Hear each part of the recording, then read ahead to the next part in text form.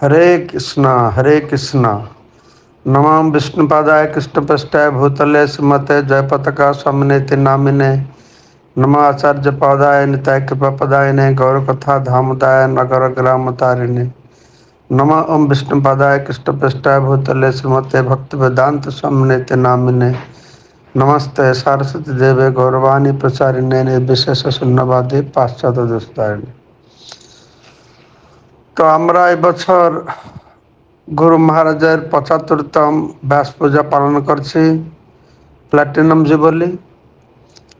তো আমাদের বিরাট plan programme ছিল মায়াপুরে এই উৎসবকে বিরাট আকারে পালন করার জন্য।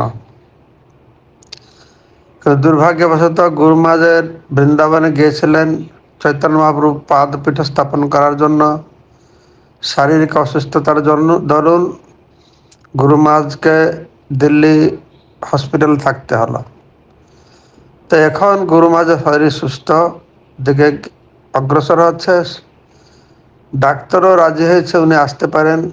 গুরু মহারাজের খুব ইচ্ছা মায়াপুরে আসবে এই অনুষ্ঠানে যোগদান করবার জন্য, কিন্তু ওনার সঙ্গে যারা সেবা করে যে ডাক্তাররা দেখাশোনা করছেন আমাদের ভক্তের পক্ষ থেকে, যে পিএস সেবা কমিটি, সবাই পরামর্শ দিয়েছেন যে গুরু মহারাজ সম্পূর্ণ সুস্থ না হওয়া পর্যন্ত দিল্লি থেকে বাইরে আসা ঠিক হবে না। গুরু মহারাজ আসলে আমার অবশ্যই সবাই আনন্দ পাব, গুরু মহারাজও আনন্দ পাবেন। কিন্তু যদি কোনো শারীরিক সমস্যা হয় মায়াপুরে একটু সমস্যা সৃষ্টি হবে। শেষে আসবে কি আসবে না এই দ্বন্দ্বের মধ্যে থেকে আজকে 11:32 18 তারিখ কনফার্মেশন হলো যে গুরু মহারাজ রাজি হয়েছেন মায়াপুরে না আসে দিল্লিতে ছোট করে পালন করা হবে। তো যদিও এইটা ব্যাস পূজা আমরা সর্বত্রই সারা পৃথিবীতে পালন করব, তো কিন্তু এটা আমরা একটু ফেস্টিভ্যাল অফ প্রেয়ার্স, এই বছর ব্যাস পূজা আমরা ভগবানকে প্রার্থনা করব। ভগবান সেই দিন বেশি করে ভক্তরা জপ করবেন, কীর্তন মেলা করবেন, যজ্ঞ করবেন, নরসিংহ মন্ত্র পাঠ করবেন। এইভাবে এই বছরের ব্যাস পূজা আমরা পালন করব, ঠিক আছে?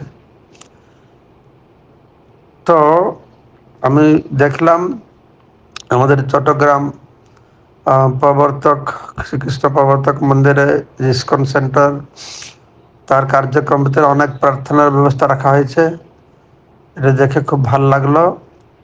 তো আমি আশা করি আপনারা গুরু মহারাজের ব্যাস পূজা আনন্দ সহকারে পালন করবেন, নিষ্ঠা সহকারে অন্তর থেকে ভগবান কাছে সবাই প্রার্থনা করবেন যে কীভাবে গুরু মহারাজ তাড়াতাড়ি শীঘ্র সুস্থ হয় বাংলাদেশ যাবেন এবং প্রবর্তক মন্দিরে গিয়ে ভক্তদের সঙ্গে সাক্ষাৎ করবেন। জয় গুরু মহারাজ কি জয়। হরে কৃষ্ণ। ধন্যবাদ।